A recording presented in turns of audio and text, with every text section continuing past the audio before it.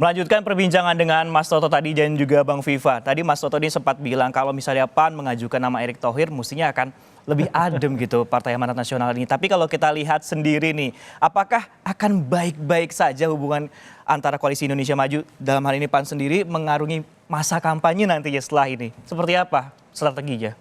Iya, jadi tadi sudah saya tegaskan, dari awal anggota Koalisi Indonesia Maju itu diberi hak politik untuk mengajukan nama-nama terbaik yang diprioritaskan untuk menjadi calon wakil presiden.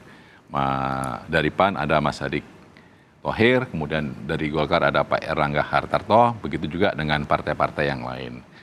Dalam diskusi, komunikasi, ternyata ada hal yang dinamis, sehingga pada saat itu bukan lagi menjadi kepentingan subjektif masing-masing partai politik, tapi sudah menjadi kepentingan kebutuhan bersama dari Koalisi Indonesia Maju agar tetap solid dan punya orientasi untuk dapat memenangkan Pilpres 2024. Jatuh pilihannya kepada Mas Gibran, karena Mas Gibran itu adalah solusi terbaik yang dapat menjembatani seluruh aspirasi dan kepentingan dari anggota Koalisi Indonesia Maju. Dan sekarang sudah ditetapkan, sudah daftar di KPU, pasangan Pak Prabowo dan Mas Gibran, tinggal proses administrasi sudah selesai, besok tes kesehatan, dan kita sudah menjemput adanya episode sejarah dalam Pilpres 2024 nanti akan ada 3 pasangan calon, salah satunya Pak Prabowo dan Mas Gibran.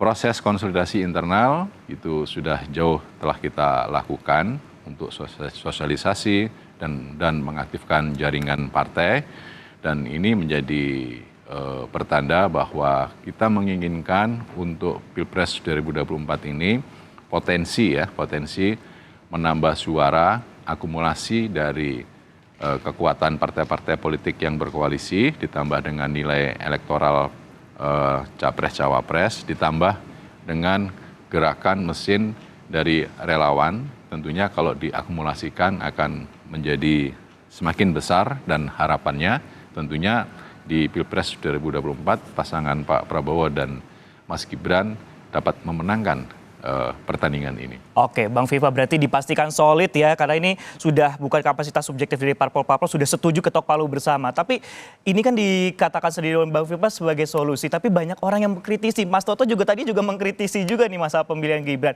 Nah, kalau kita melihat pemilihan Gibran ini, kalau kita kritisi, apakah ini sebenarnya ada korelasinya juga sebenarnya Mas Toto antara hubungan dari Ketua Umum PDIP dengan Pak Jokowi sendiri dengan adanya Mas Gibran sekarang di Koalisi Indonesia Maju?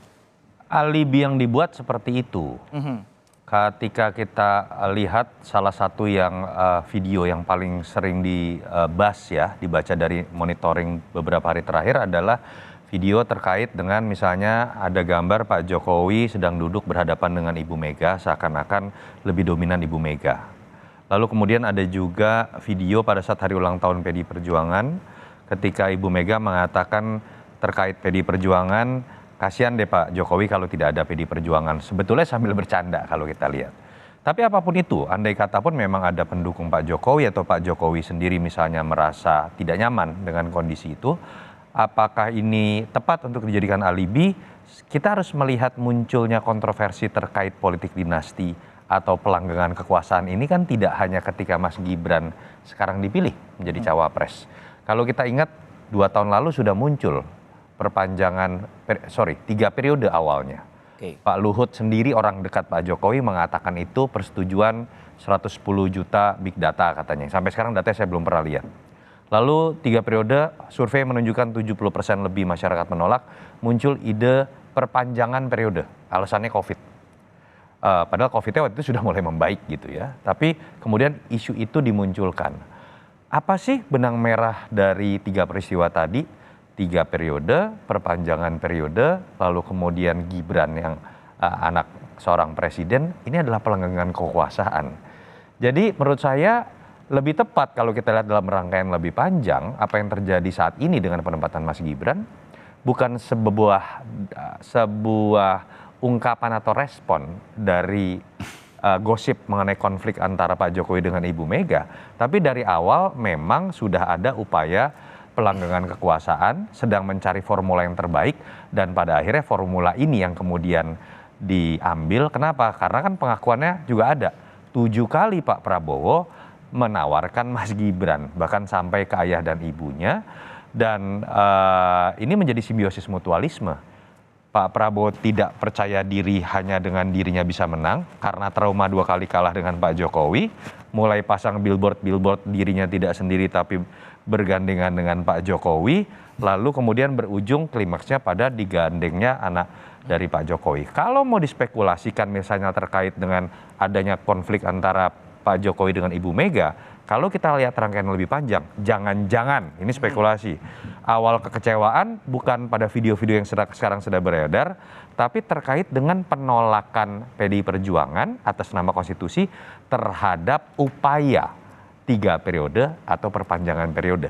Sehingga dianggap partainya menghambat upaya pelanggengan kekuasaan tersebut. Itu kalau berspekulasi terkait dengan isu tersebut.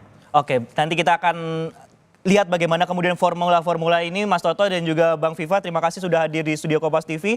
Ada Wakil Ketua Umum DPP PAN yaitu Viva Yoga Mauladi, terima kasih. Dan juga ada Direktur Eksekutif dari Carta Politika Yunarto Wijaya telah hadir di studio Kompas TV.